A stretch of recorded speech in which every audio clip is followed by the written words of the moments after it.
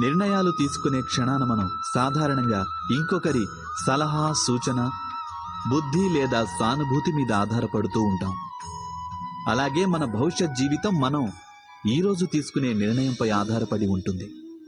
అయితే ఇక మన భవిష్యత్తు ఎవరో అన్యుల సానుభూతి, ఎవరో అన్యుల సలహాల పర్యవసానమేనా?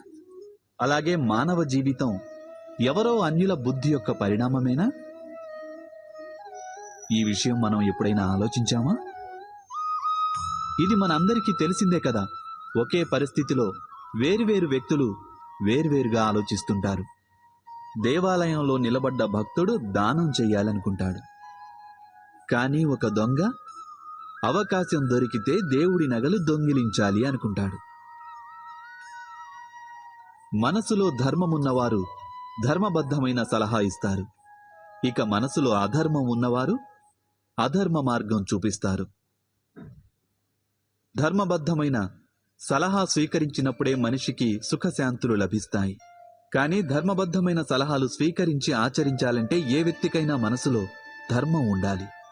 అనగా ఇతరుల నుంచి సూచనలు కానీ సలహాలు కానీ స్వీకరించే ముందు మీ హృదయాలలో ధర్మాన్ని ప్రతిష్ఠించుకోవాలి. ఇది యథార్థం కాదా? మీరే ఆలోచించండి.